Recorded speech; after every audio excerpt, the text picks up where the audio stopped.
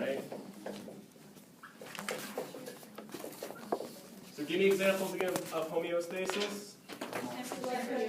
Sure, all that stuff. I want you to look at the connections now. Notice how the limbic system wraps around the hypothalamus. So that means your limbic system influences the hypothalamus, right? And what again was your limbic system for? Personality, emotions, memory. So if we put this in English, your emotions and your memories influence your homeostasis, right? Because they're connected. So we're going to give that connection a name for tonight. And that name is called your autonomic nervous system.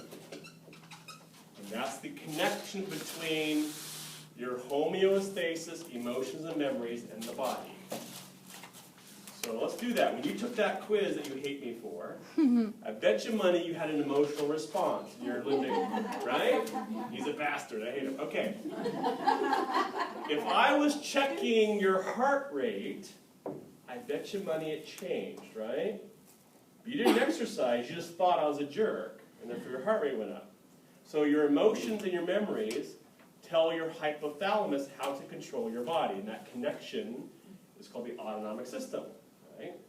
So there's two ways your hypothalamus can direct this system.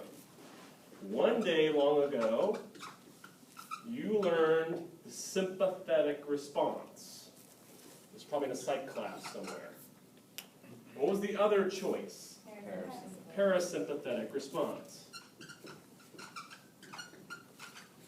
And those are the only two ways your hypothalamus can tell your body what to do. They remember from psych class an example of sympathetic response. Or when you do that. Fight or flight. Fight or flight.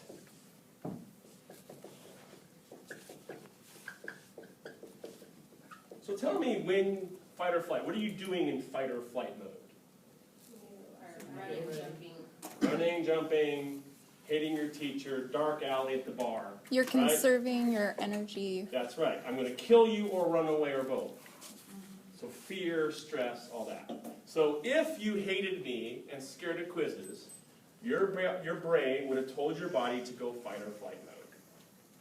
So what do you think parasympathetic is? Rest, digest. Very good. The other option is if you thought this is the easiest quiz in town. Your hypothalamus could have ordered your body to go rest and digest, or relaxed. Okay? So what you think about determines how your body responds. So what we're going to do is we're going to fill in a table in your packet, and then we're going to go through the biochemistry of this. Find your packet of doom, my children. And we're going to fill in something that thou shalt memorize, thou shalt. I can't find. Here it is.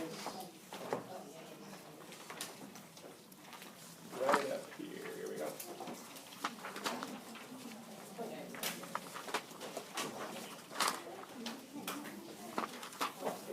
That's me thinking my flashlight. Why can't I find your packet? I lost my lecture packet somewhere. Where'd it go?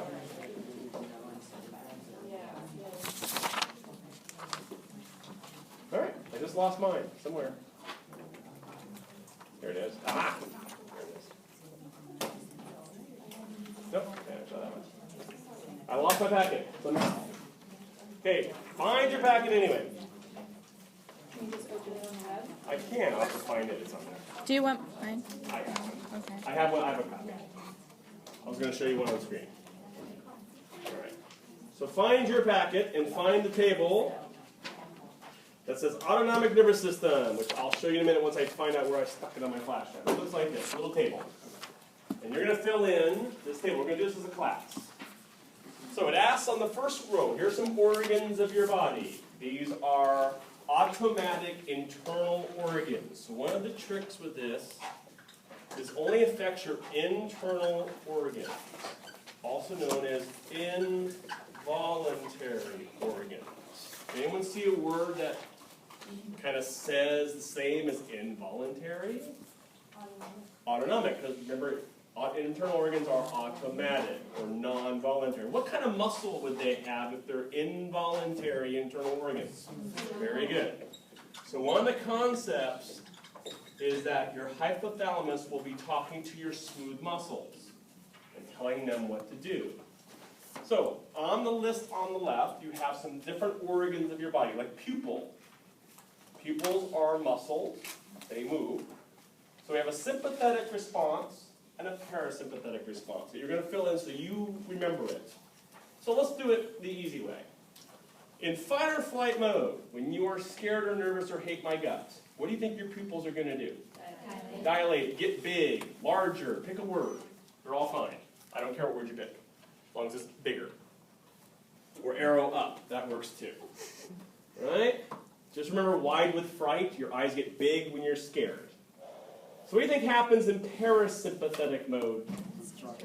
Constrict, normal, less, reduced, arrow down, whatever implies to you what's going on. Right.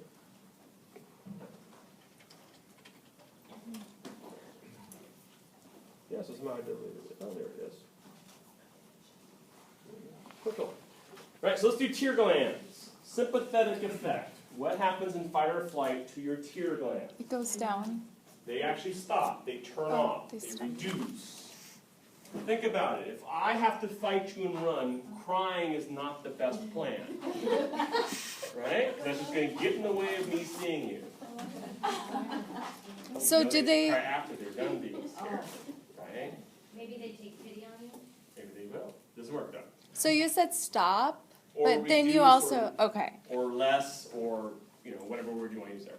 So then when you're watching the tearjerker on the couch, and you're resting and digesting, the tears come on, right? So it's more active, greater, increased, whatever word you want to do. You noticing a pattern here at all? If one side does more, the other side does Less. That's kind of the logic. Your brain can either tell you to do more of something or less. So if you get one right, the other one should make sense. Let's do one more. Sweat glands. When you're scared doing your project presentation, your sweat glands are going to go sky high, right? You drip sweat everywhere because you're nervous and building up heat, blah, blah, blah. Sweat like a pig, even though pigs actually don't sweat, so that's okay. Parasympathetic. What will they do? Reduce, normal, less, moderate, whatever word you imply there. So you ramp them up when you're scared, you run them back when you're not scared. Let's do one more. Erector pili. Remember that from 231? Your goosebumper?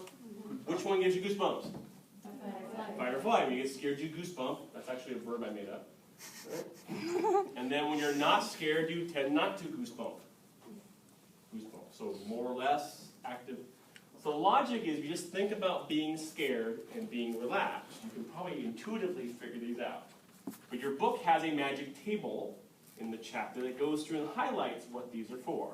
So I'm going to give you and your team a few minutes to try to divide and conquer and fill in what you think happens sympathetically and parasympathetically for these organs I put on this sheet. Make sense? And I'll try to find it so I can